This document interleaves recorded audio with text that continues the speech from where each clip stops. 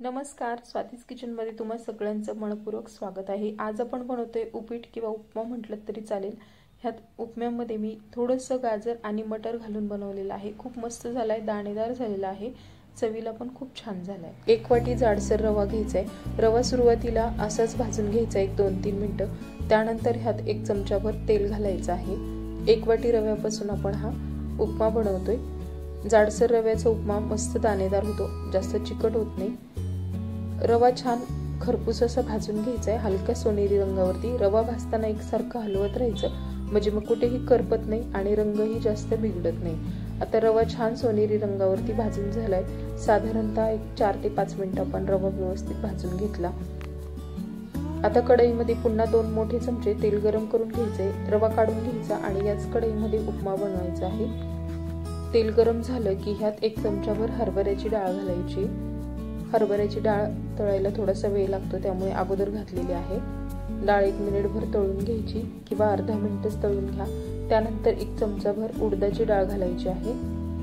त्यासोबतच आपण शेंगदाणे घालणार आहे। शेंगदाणे सुद्धा आधीच तळून बाजूला काढून घेतले तरी चालतील किंवा मग यासोबतच घाला आणि छान हे तळून घ्या। 1 मिनिटभर सगळं परतवून घेतलं। आता ह्यात पाव चमचा मोहरी घालायची, पाव चमचा जिरं घालायचे। त्यानंतर ह्यात 1 चिरलेला मोठा कांदा घालायचा आहे। बरेच जणांना उपीटमध्ये कांदा आवडत नाही, तर स्किप केलं तरी चालेल, पण चवीला छान लागतो। जर कधी बनवत नसताल तर एकदा कांदा घालून उपीट बनवून बघा। त्याचबरोबर 2 ते 3 हिरव्या मिरच्या घालायच्या आहेत किंवा आवडीप्रमाणे कमी जास्त वापरू शकता।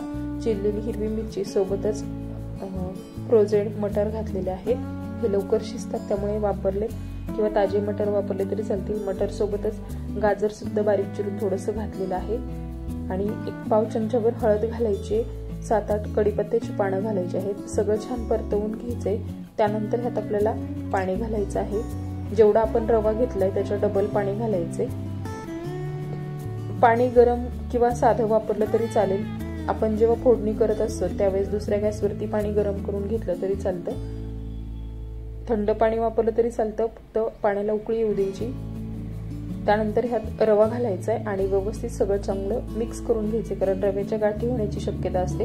रवा पाण्यामध्ये व्यवस्थित मिक्स झाला की गॅस एकदम लो करायचा आहे। ह्यात थोडीशी कोथिंबीर घालायची आहे। त्यानंतर झाकण ठेवून 1-2 मिनिटं फक्त वाफ घेतली लो गॅसवरती। नंतर ह्यात चवीपुरतं मीठ घालायचे।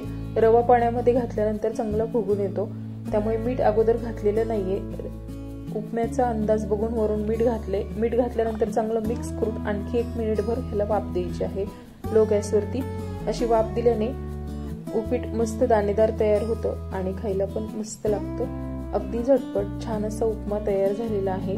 तुम्ही सुद्धा या पद्धतीने बनवून बघा। व्हिडिओ आवडला असेल तर लाईक करा, शेअर करा। चॅनलवर नवीन असाल तर चॅनलला सबस्क्राईब करा।